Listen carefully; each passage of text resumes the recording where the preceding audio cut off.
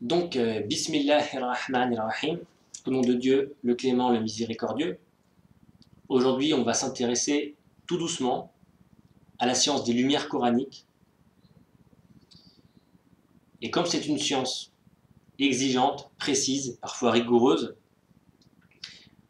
on a pris quelques notes et on va essayer de s'y tenir, à la fois pour rester simple et précis dans le cadre de notre introduction, mais aussi pour ne pas s'éparpiller dans tous les sens, donc pour rester simple, accessible et précis.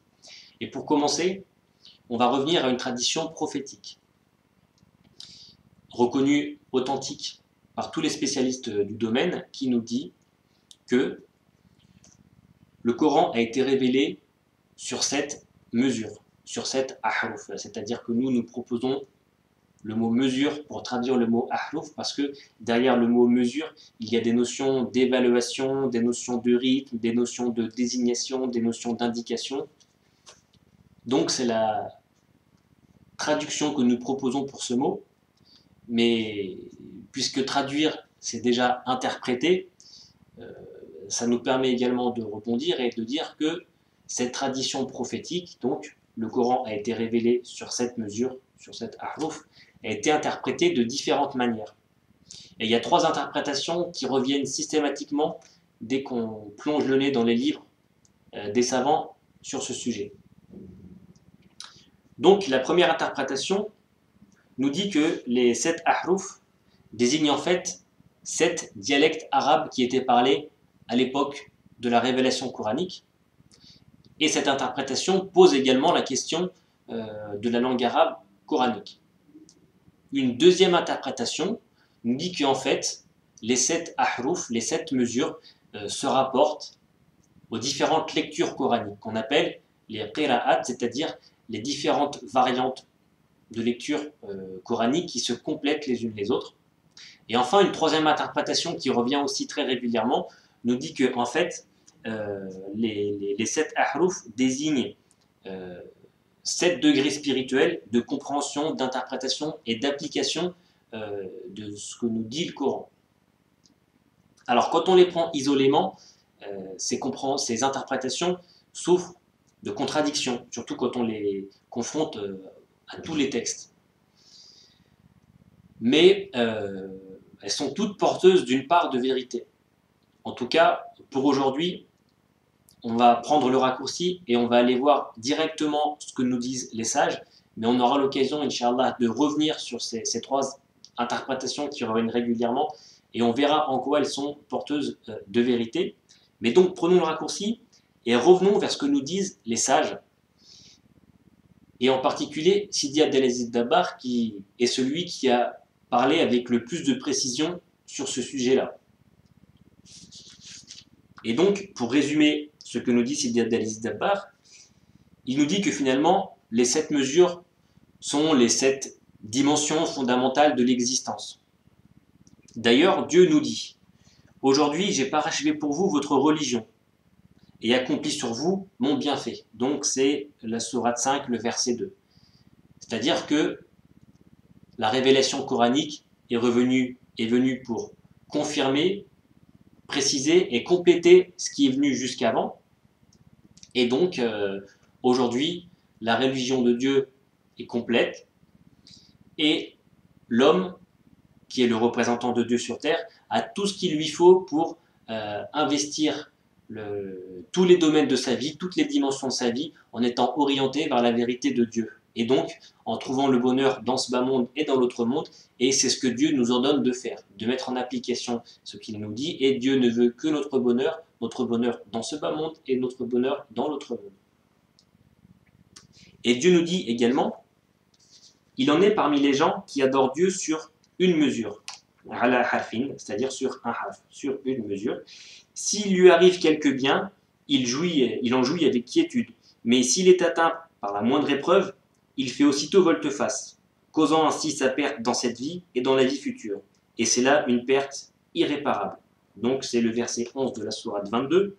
Finalement, Dieu nous dit que investir sa vie sur une seule dimension, c'est négliger une partie de soi-même. C'est négliger une partie de notre vérité et une partie de la vérité que Dieu met en nous. Donc négliger une partie de ce que Dieu attend de nous. et on néglige par là même une partie de la proximité, de la relation que Dieu a mis entre lui et nous. Et donc cela revient à être incomplet dans son humanité et à être incomplet dans sa foi. Donc on se met ainsi en danger. Et ce verset nous rappelle aussi que Dieu, au fur et à mesure de la révélation et également par la révélation coranique, a mis à l'homme tout ce qu'il lui faut à disposition, comme indication, comme orientation, pour qu'il trouve son bonheur et pour qu'il puisse bâtir une vraie civilisation humaine et humaniste. Donc, d'après les sages, et en l'occurrence d'après Sidi Abdelaziz Dabbar, les 7 mesures sont les 7 dimensions fondamentales de l'existence, et chaque verset est descendu pour appuyer une de ces dimensions. C'est-à-dire que ces 7 dimensions fondamentales de l'existence sont précisées par la révélation, et chaque fois qu'un verset coranique est descendu, il est venu préciser une de ces dimensions en particulier. Et donc, pour rester selon les désignations de Sidi Abdelaziz Dabbar, c'est-à-dire on est resté dans son champ lexical, voici ce que sont ces 7 mesures qui désignent les 7 dimensions fondamentales de l'existence. Donc nous avons la dimension prophétique, qui désigne tout ce qui concerne la patience, qui indique la vérité, et le renoncement aux passions de ce bas monde. Nous avons la dimension du message, tout ce qui désigne l'autre vie, les récompenses et les degrés des gens dans l'autre vie. Nous avons la dimension adamite, qui concerne cette lumière, cette part de vérité que Dieu a mis en l'homme, qui est le représentant de Dieu sur terre, et qui le distingue de tout le reste des créatures. Et nous avons aussi, dans cette dimension adamite, la question de la parole et du langage qui est très présente. Nous avons ensuite la dimension de l'esprit, c'est-à-dire tout ce qui parle de Dieu, de sa vérité, de ses attributs, de ce qu'il est, loué soit-il. Ceci parce que l'esprit que Dieu insuffle à l'être humain est en permanence orienté vers la vérité. Et l'esprit ne regarde que la vérité, et l'esprit est connecté avec la vérité en permanence.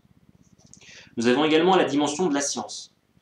Tout ce qui concerne les états des créatures et des peuples du passé, leurs dérives, leurs erreurs, leurs mauvaises opinions, et ce dans quoi ils sont tombés. C'est-à-dire tout ce qu'on peut voir à propos des peuples du passé lorsqu'il s'agit des histoires des prophètes, par exemple, que nous rapporte le Coran. Nous avons aussi la dimension de la contraction, tout ce qui concerne les ténèbres, les infidèles, les mises en garde à l'égard des infidèles. On parle de contraction car il est question de ce qui va frontalement à l'encontre de ce qui est lumineux, et donc il y a une dissonance qui se produit, une contraction. Et il y a la dimension de l'expansion qui désigne les bienfaits de Dieu envers ses créatures. Voilà, donc ces 7 mesures, les 7 ahruf, désignent ces 7 dimensions de l'existence. Et Sidi Abdelaziz Dabbar précise que dans chaque mesure, il y a 366 aspects qui se divisent en 7 catégories, que nous appelons lumière, en disant qu'une catégorie est une lumière. Ceci parce que chaque lumière indique le principe véritable et lumineux de toute chose qui nous entoure, de toute chose face à laquelle nous sommes confrontés dans la dimension fondamentale de l'existence. Et c'est pour ça donc qu'on parle de science des lumières coraniques. Donc, chaque dimension se divise en 7 lumières, chaque dimension de l'existence, chaque mesure se divise en 7 lumières, chaque harf, nous avons 7 ahruf, qui est le pluriel de harf, et chaque harf se divise en 7 lumières. Nous avons donc un total de 49 lumières. 7 fois 7 égale 49. Et Sidi Abdelaziz Dabbar nous précise que ces lumières se divisent en 2 catégories. La première catégorie est composée de 20 lumières, et ces lumières émanent directement et uniquement de la vérité de Dieu, c'est-à-dire uniquement et directement de la vérité de Dieu. Et la deuxième catégorie est composée de 29 lumières et elle désigne ce que Dieu attend du fidèle et de l'humanité comme comportement, comme attitude à adopter. Et de fait, c'est la catégorie qui nous intéresse le plus. C'est-à-dire ce que Dieu nous désigne, ce que Dieu nous ordonne de faire et ce que Dieu attend de nous. Donc effectivement, pour le fidèle, pour l'itinérant, pour celui qui veut construire une vraie civilisation, ce sont les lumières qui l'intéressent le plus.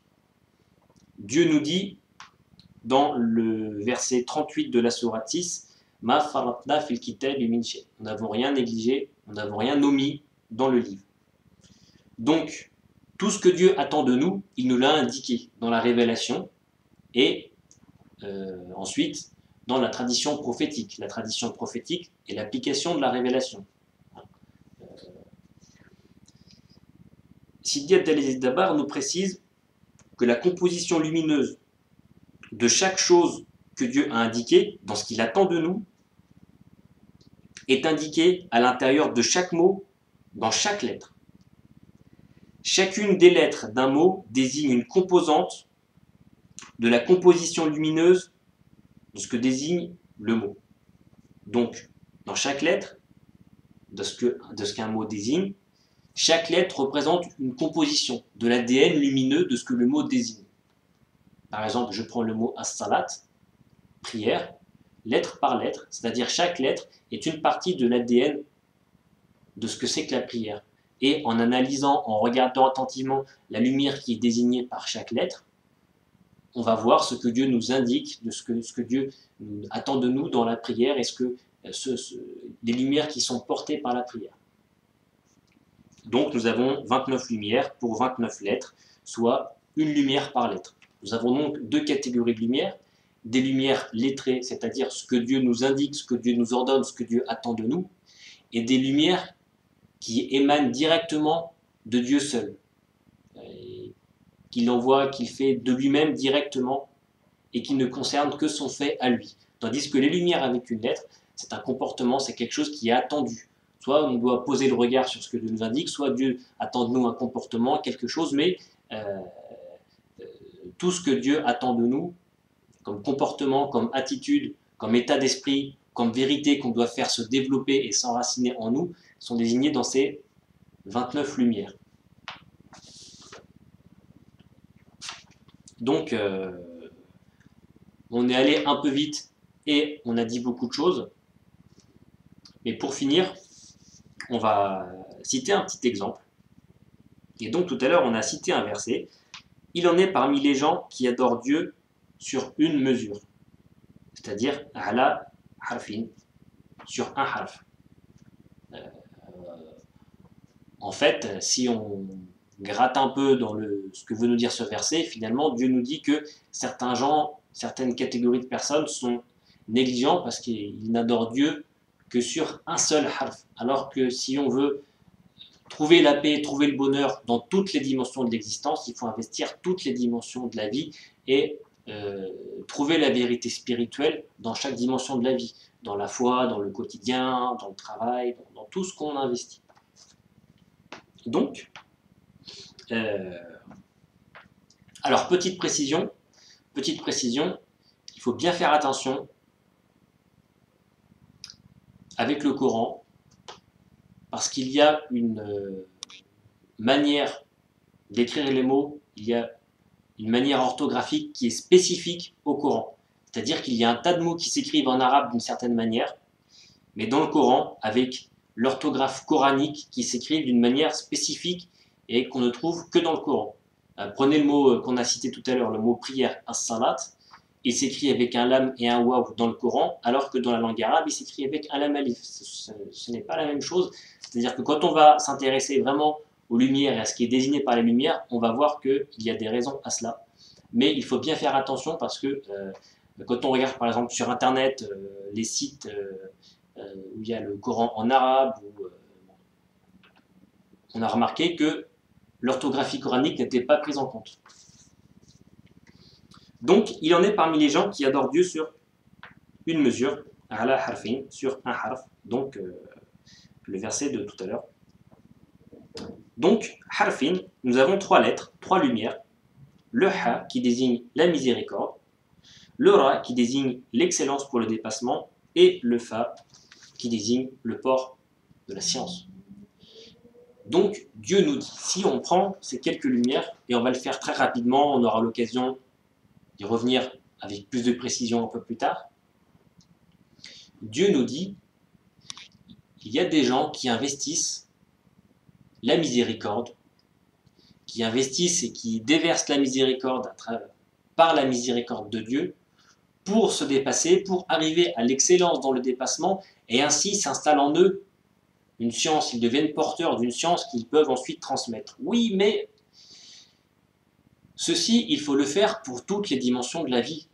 C'est-à-dire qu'on peut investir la loi de Dieu, mais il faut aussi investir la spiritualité et inversement. Et c'est-à-dire aussi qu'on peut investir le domaine de la religion, mais le domaine de la vérité de Dieu, c'est aussi dans la vie quotidienne, avec le voisin, avec le travail.